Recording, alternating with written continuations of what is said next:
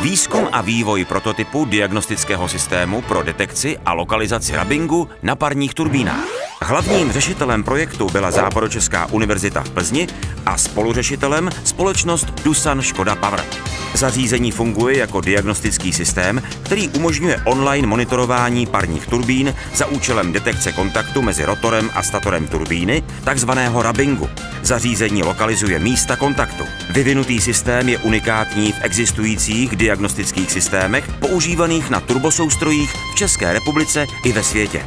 Jeho zavedení, instalace a využití pro detekci a lokalizaci rubbingu je velmi aktuální, a to v souvislosti s výstavbou nových a s modernizací stávajících bloků parních turbín. Výsledky projektu byly prezentovány na několika světových konferencích a vysoce ceněny špičkovými zahraničními odborníky. Cena Czech ICT Aliance byla udělena projektu s názvem Technologie pro dolování informací z mluvené řeči pro bezpečnostní a komerční aplikace.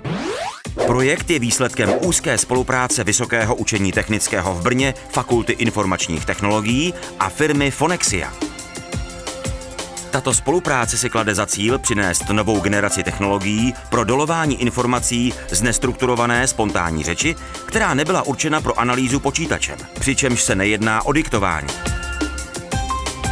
Zahrnuje jazykově nezávislou identifikaci a verifikaci mluvčího, identifikaci jazyka rozhovoru, detekci klíčových slov i přepis řeči na text v různých světových jazycích.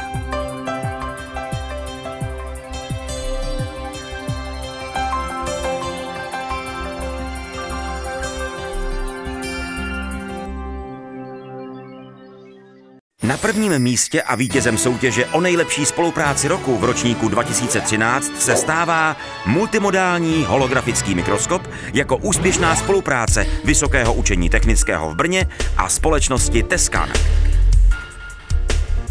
Výstupem této spolupráce se stal první prototyp holografického mikroskopu. Jde o unikátní přístroj, jenž umožňuje pozorování i při nekoherentním osvětlení s relativně malým výbojem. Díky využití principů obrazové holografie poskytuje mikroskop přesná měření i pro velmi rychle se měnící objekty.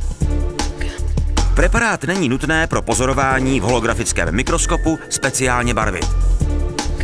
Mikroskop tak poskytuje ideální podmínky pro využití v biologii a biotechnologických oborech.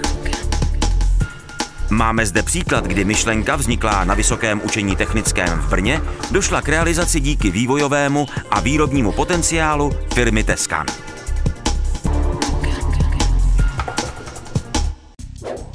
Představení.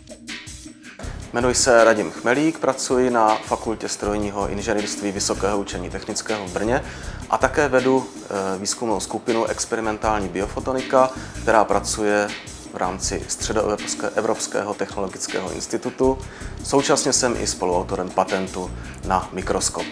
Mé jméno je Filip Lopour a jsem ředitel vývoje firmy Tescan Brno, která je součástí Tescan Orsay Holding. Jmenuji se Pavel Hozák a vedu oddělení na Ústavu molekulární genetiky, kde se zabýváme mechanismy, jak fungují buňky, jak fungují geny, jak může docházet ke vzniku různých onemocnění. A také se dlouhodobě zabýváme využitím mikroskopie v biomedicíně. Co je výstupem projektu a jaké je využití? Výstupem projektu je dokončit vývoj holografického mikroskopu, tak aby byl připraven k využití i pro ty, kteří nejsou inženýry, aby byl uživatelsky přístupný, lehce ovladatelný, tak jak je zvykem u běžných světelných mikroskopů, ale přitom vlastně tento mikroskop využívá celkem unikátního principu nekoherentní holografie. To znamená, záznam je holografický, ale přitom se osvětluje nikoliv laserem, ale běžným zdrojem osvětlení. Samozřejmě pro nás jako pro firmu je nejdůležitějším výstupem tohoto projektu opravdu výrobek, který by se dál vyrábět a prodávat. V tomto projektu máme vyvinout takzvaný předvýrobní prototyp holografického mikroskopu, což je optický mikroskop, speciální optický mikroskop, který nachází uplatnění hlavně v biologických vědách, ale má mnoho použití i v technických vědách. Jak ke spolupráci došlo?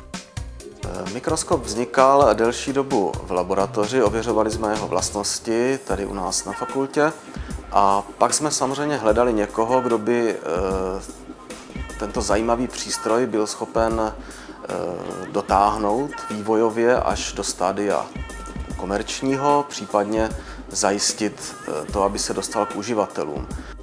Co bylo hlavním motivem pro spolupráci s vysokou školou? Pro spolupráci bylo určitě hlavním motivem vyvinout něco nového, co by mohlo přispět dalšímu bádání.